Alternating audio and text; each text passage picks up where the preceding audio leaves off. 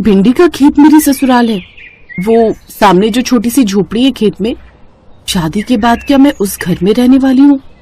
बिल्कुल नहीं, मैं तो कभी भी इस घर में शादी नहीं कर सकती। मेरी ससुराल भिंडी के खेत में नहीं होगी। मैंने ऐसे सपने कभी नहीं देखे थे। पर दीदी, अगले हफ्ते आपकी शादी है, ऐसे अचानक मना कर रही हो? आप जानती हो ना पिताजी की गोपाल ने कितनी मदद की है। जब गुंडे पिताजी से कर्जा मांगने आए थे तब गोपाल ने अपनी जोड़ी हुई जमा पूंजी देकर पिताजी की मदद की थी। अब गोपाल के पास सिर्फ ये भिंडी का खेत ही बचा है। गोपाल के आधार को देखते हुए पिताजी ने आपकी शादी तय की ताकि आप खुश रहो। अरे खुश मैं खाक रहूंगी, इस भिंडी के खेत में रहते हुए मैं खुद भिंडी बन जाऊंगी। समझ ही नहीं आ रहा क्या करूं। मेघा दीदी, कहीं गोपाल के परिवार वाले झोपड़ी से बाहर ना आ जाए। किसी ने हमें देख लिया तो अच्छा नहीं लगेगा। 2 दिन बाद आप दुल्हन बनने वाली हो, आपको यहीं आना है। लोग कहेंगे कि होने वाली बहू शादी से पहले यहाँ ससुराल के आसपास घूम रही है। चलो घर चलते हैं। मेघा और गौरी दोनों सगी बहनें थी। मेघा बड़ी और गौरी छोटी। मेघा के सपने बहुत ऊंचे थे। उसे गांव में नहीं रहना था, उसे तो हीरोइन बनना था।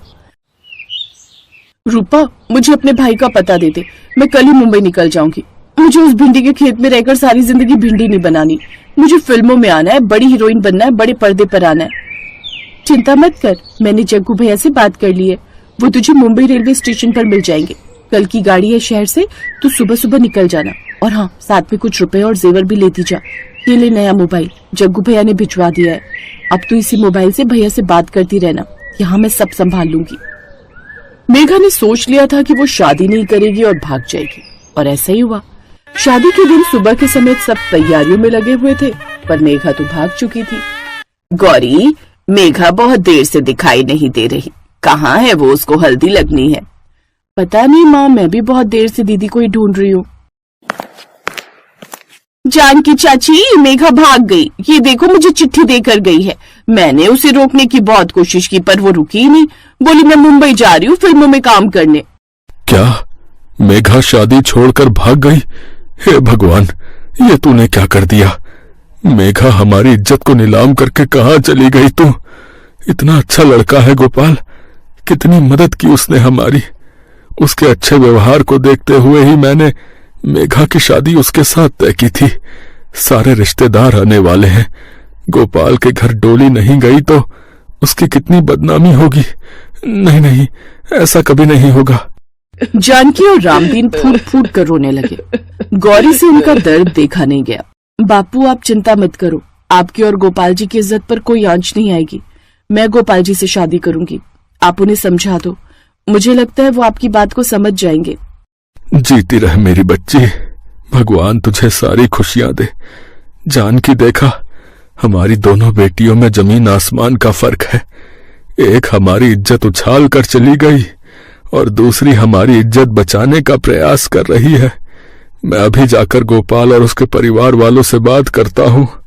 रामदीन ने गोपाल और उसके परिवार वालों से बात की। गोपाल और उसके परिवार वाले बहुत अच्छे थे। कोई रिश्ता न होते हुए भी गोपाल ने एक इंसानियत के नाते रामदीन की पहले भी बहुत मदद की थी। अब जब ऐसी दुविधा आ गई जिसमें रामदीन भी कुछ नहीं कर सकता था, तो गोपाल ने गौरी के साथ शादी करने के लिए हाँ कह दी। और फिर शुभ मुहूर्त में गोपाल और गौरी की शादी हो गई। खूब खुशियों के साथ गौरी का गृह प्रवेश हुआ। बहू, तुम भी कहोगी कि कैसी ससुराल है भिंडी के खेत में। इस छोटी सी झोपड़ी में तुम्हें रहना पड़ेगा। माँ जी, आप लोगों का दिल इतना बड़ा है। गोपाल जी ने बापू के लिए बहुत कुछ किया है। इन्होंने अपने दोस्त से उधार पर पैसे दिलवाए, अपने जुड़े हुए खुद के पैसे बापू को दिए, क्योंकि आपने खुद का घर बनाने के लिए रखे हुए थे। आपने अपनी जमीन बेच दी, जबकि आप अपना नया घर बना सकते थे। आपने हमारी मदद की। हमारे से आपका कोई मतलब भी नहीं था, सिर्फ एक जान पहचान थी। कोई इतना नहीं करता माँ जी जितना गोपाल जी और आप सब ने किया। गौरी, तुम हमारे घर में लक्ष्मी का रूप लेकर आई हो और मैं जानती हूँ तुम्हारे कदम पड़ते ही हमारे घर में सुख समृद्धि अपने आप आ जाएगी। मुझे तुम पर और अपने गोपाल पर बहुत भरोसा है।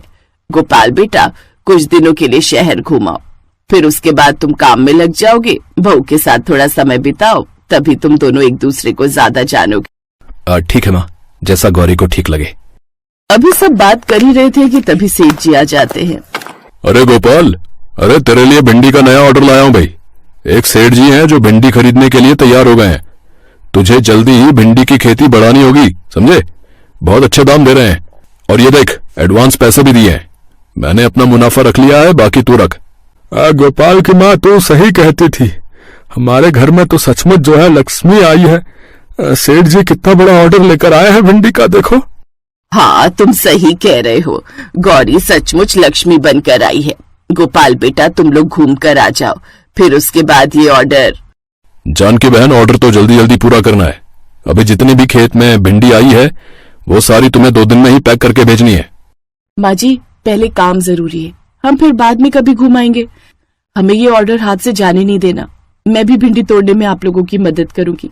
हम सब बहुत जल्दी इस ऑर्डर को पूरा कर देंगे। गौरी की बात सुनकर सबके चेहरों पर खुशी आ जाती है। गौरी का स्वभाव बहुत अच्छा था। उसने बहुत ही मेहनत के साथ अपने ससुराल वालों की पूरी मदद की।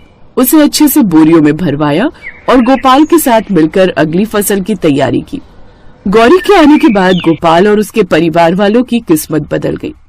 जो परिवार कल तक भिंडी के खेत में रहता था, आज भिंडी की बिक्री होने के बाद गौरी के ससुराल अब भिंडी के खेत में नहीं थी, बल्कि उन्होंने खेत के बराबर में ही एक बड़ी हवेली खरीद ली थी, जहाँ पर गौरी अपने ससुराल वालों के साथ बहुत सुख से रहती थी।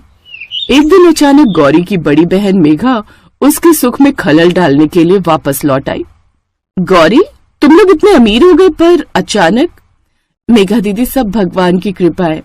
बुरा मत मानना गौरी, भगवान की नहीं, मेरी कृपा है। अगर मैं उस दिन शादी छोड़कर ना जाती तो आज तुम इस घर की बहू ना होती। वैसे तो इस घर पर और गोपाल पर मेरा हक है। मैं तो तुम्हें जीजा जी नहीं कहने वाली, क्योंकि मेरे मुंह से निकलेगा ही नहीं। मैं तो तुम्हें गोपी ही बोलूंगी, जैसे पहले बोला करती थी। मेघा, पहले की बात और थी। अब मैं तुम्हारी छोटी बहन का पति हूँ, इसलिए तुम मुझे गोपाल कहकर ही बुलाओ। और मुझे एक बात समझ में नहीं आ रही, तुम तो मुंबई हमेशा के लिए चली गई थी, वापस क्यों लौट आई? गोपाल ने मेघा के साथ थोड़ा रूखा व्यवहार किया, जो मेघा को पसंद नहीं आया। मेरी मर्जी, नहीं मन लगा फिल्मों में, इसलिए गांव वापस लौट आई। बस अब तो मन है किसी पैसे वाले के साथ शादी करके सारी जिंदगी आराम से रहो, पर कोई पसंद ही नहीं आ रहा। मुझे तो तुम पसंद थे। मेघा दीदी, जरा बाहर चलना, मुझे आपसे कुछ काम है। अच्छा, मेरे से काम है, चलो। गौरी मेघा को हवेली के बाहर ले गई और गुस्से से बोली, देखो मेघा दीदी, गोपाल जी आपसे शादी कर रहे थे, पर आप चली गई। आपने गोपाल को उस समय छोड़ा जब दोनों परिवारों की इज्जत का सवाल था। अब आप इस गलतफहमी में मत रहना कि आप दोबारा गोपाल को पालोगी। अब सब कुछ बदल गया है दीदी। गोपाल जी मेरे पति हैं और मेरा उनका जन्म जन्म का साथ है, इसलिए अपनी सीमा मत लांघना। आप आओ, मेरे से मिलो, मेरे ससुराल वालों से मिलो, पर गोपाल जी से दूरी बनाकर रखना, वरना मैं बर्दाश्त नहीं कर सकूंगी। हाँ हाँ, तो मैं कौन सा तेरे गोपाल से चिपक रही हूँ? मुझे गोपाल से भी पैसे वाला लड़का मिल जाएगा। अरे जितनी मर्जी हवेली बना ले, सबको यही पता है कि तेरी डोली भिंडी के खेत में आई थी और आज भी तुम वही भिंडी बेचकर खा रहे हो। मैं भी अपने लिए पैसे वाला लड़का ढूंढूंगी, गोपाल से भी बड़ा पैसे वाला। हाँ तो अच्छी बात है दीदी, ढूंढो। मुझे अपने ससुराल वाले बहुत प्यारे हैं, मैं यहाँ बहुत खुश हूँ। आप यहाँ से जा सकती हैं। मेघा गुस्से में पैर पटकती हुई घर चली गई। उस दिन के बाद दोबारा उसकी कभी हिम्मत नहीं हुई कि वो गोपाल और गौरी के रिश्ते में दरार डाले, क्योंकि गोपाल और गौरी का रिश्ता पवित्र रिश्ता था जो मन से जुड़ा था।